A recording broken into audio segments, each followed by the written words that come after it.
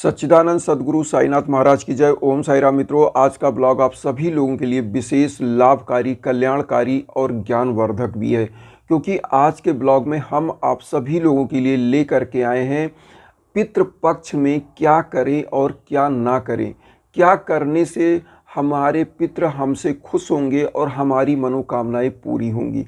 और पितृपक्ष होता क्या है, सबसे पहले तो हम आपको बता दें। ऐसी मान्यता है आदि अनादि काल से कि जो हमारे पितृ हैं, जो स्वर्ग में हैं, और इस पक्ष में 15 दिन के अंदर मतलब स्वर्ग का दरवाज़ा खुल जाता है और खुला रहता है 15 दिन तक। तो पितृ क्या करते हैं, स्वर्ग से धरा पर आगमन होता है, धरती पर आगमन होता है और वो अपने अपने परिवारों में जाते हैं गेट पर।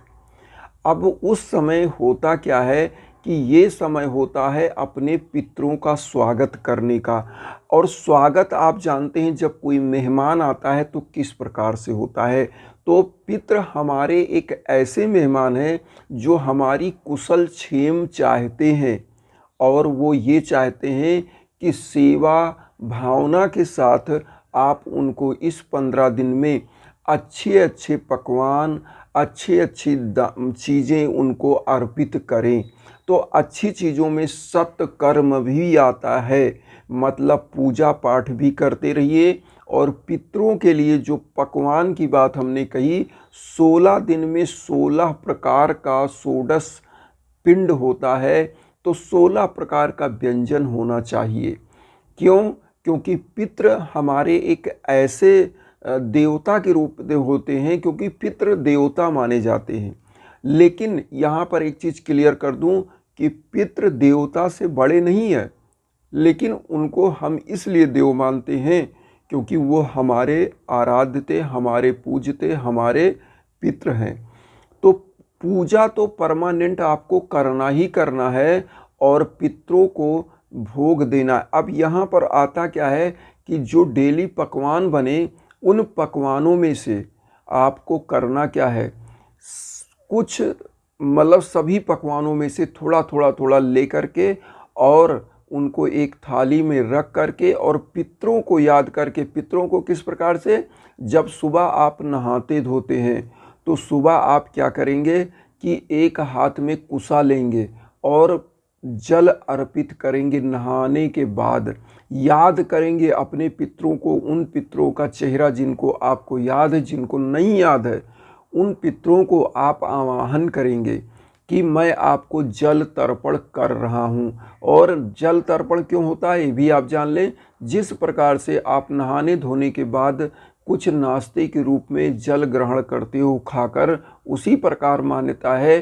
कि आपके पितृ 15 दिन तक जो आपके दरवाजे पर रहते हैं, आपके घर में रहते हैं, उन पितरों के लिए सुबह प्रथम आहार उनको आप देंगे और इससे पितृ खुश होते हैं। अब यहाँ पर आता है कि जो पकवान आप निकालते हैं, ये पकवान जो घर का पकवान निकालते हैं भोग के रूप में, ये कौवों को अर्पित करना चाहिए, कौवों को। और इस पीरियड में दान दक्षिणा सब कुछ करते रहना चाहिए पितरों के लिए। छत के ऊपर क्या करिए, थोड़ा चावल ले लीजिए, सुबह नहाने के बाद छिड़क दीजिए। तो ऐसी मान्यता है, जो पक्षियाँ आती हैं, पक्षियों में मेन जो कौवा आते हैं, वो खाते हैं तो वो आपके पितृ और खुश होते हैं। इस पीरियड में पूजा आपको करना है और पूजा करने के साथ ही आप जो पितृ को अर्पित करते हैं तो वो भोग उनको मिल जाता है। अब यहाँ आता है कि क्या करें क्या ना करें। पितृपक्ष में नए वस्त्र नहीं खरीदना चाहिए, कोई नई ज़मीन भूखंड नहीं खरीदना चाहिए, गाड़ी या घोड़ा जो भी चीज़ें हैं वो चीज़ खरीदारी नहीं करनी चाहिए। क्योंकि पितृपक्ष में हम अपने पितरों का आवाहन करते हैं और उस समय ये पीरियड होता है शोक का, क्योंकि हम पितरों को याद में रहते हैं और उनके प्रति हमारे दिल में एक अलग प्रकार का जगह बनता है और हम उनको याद करते हैं। इसलिए इसमें ऐसे शुभ कार्य नहीं करना चाहिए, लेकिन पूजा का जो कार्य है वो बंद नहीं होना चाहिए। दैनिक पूजा आपको करते रहना है। अब यहाँ पर हम आपको कुछ ऐसी उपाय और विधियाँ बता दें जिससे आपकी मनोकामनाएं पूरी होंगी और ये करने से आपका जीवन संवर जाएगा। यहाँ पर मेन चीज़ आता है कि जो पितृपक्ष होता है, जब आप श्राद्ध करवाते हो तो श्राद्ध वाले दिन ब्राह्मणों को इतना भोजन आप कराएंगे, इतना कराएंगे कि वो बोले बस तो भी आप 2 पूड़ी डाल देंगे, कि सभी ब्राह्मणों के थाली में थोड़ा थोड़ा भोजन बच जाए, थोड़ा थोड़ा। और इस भोजन को ऐसी मान्यता है कि आप ऐसे जगह रखवा दीजिए, सभी थालियों से निकाल कर एक पत्तल में रख कर या थाली में रख कर, जहाँ पर कौवे इस भोजन को खा सकें। और जितना ही कौवे इस भोजन को खाएंगे उतना ही पितृ आपके खुश होंगे, प्रसन्न होंगे, आपकी मनोकामनाएं पूरी करने के लिए तत्पर होते हैं।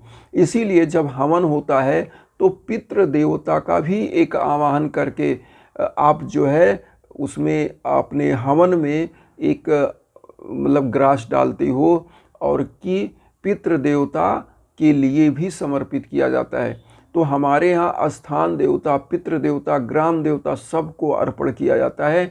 इसी प्रकार से ये जो पक्ष है ये पितृ देवता का है, तो पितृ देवता के लिए ही सब कुछ किया जाता है। अब इसमें एक चीज़ और करना चाहिए आपको मनोकामना पूरी करने के लिए, पूरी की पूरी पोशाक जैसे जो आपके पितृ धारण करते थे, आप धोती, कुर्ता, गमछा, चप्पल, जूते, ये सब दान करिए, ब्राह्मणों को दान करिए, किसी गरीब को दान करिए।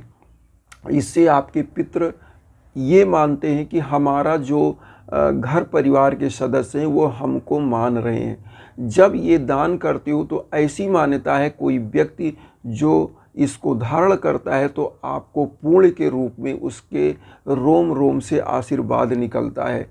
और ये पितृपक्ष होता है दान दक्षिणा का, पितरों की सेवा शुश्रूषा का, कि पितरों को अच्छे अच्छे भोजन ग्रहण कराइए, पितरों को 16 दिन में 16 प्रकार की सेवा भावना के साथ उनका ध्यान करिए। जल का तर्पण सवेरे नहाने के बाद कराइए पितरों के लिए और उनको याद करिए। और यही ये पक्ष होता है। ये नहीं होता है कि आप पूजा बंद कर दें, पूजा नहीं बंद करना है।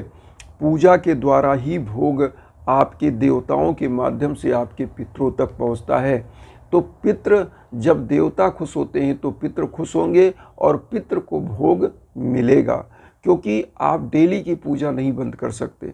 अब यहाँ पर एक चीज़ और बताएं, डेली का डेली थोड़ा सा चावल लीजिए, छत के ऊपर डालिए और देखिएगा आपके पितृ खुश होंगे, आह्लादित होंगे, प्रसन्न होंगे, आपकी मनोकामनाएं पूरी होंगी। जितने ही कौवे इस चावल को, जो घर में भोजन बनता है, जो आप भोग लगाते हो, उसको खाते हैं तो आशा करते हैं कि आपको सब कुछ क्लियर हो गया होगा। पूजा करना है डेली का, और उसके बाद नए वस्त्र, नए वाहन, नई ज़मीन, नए कार्य इस प्रकार के खरीदारी के नहीं करने हैं। इसी को बोला जाता है। अब ऐसे समय में शुभ कार्य की बात आती है तो शुभ कार्य नहीं करना चाहिए। इसको शुभ कार्य में ही तो मानते हैं, गाड़ी घोड़ा ज़मीन नई चीज़ें लेना ये शुभ कार्य होता है। ऐसे समय में शादी ब्याह और ये सब चीज़ें बंद होती हैं, क्योंकि पितरों का पक्ष होता है। तो यहाँ पर हम पूजा पाठ सब कुछ कर सकते हैं, जो भी पूजा है सब कुछ आप कर सकते हैं, कोई दिक्कत नहीं। ये आप पूजा कर सकते हैं और अपने देवताओं को, अपने पितृ देवता को प्रसन्न कर सकते हैं और आपकी मनोकामनाएं चमत्कारिक रूप से पूरी होंगी, आपका परिवार प्रसन्न होगा।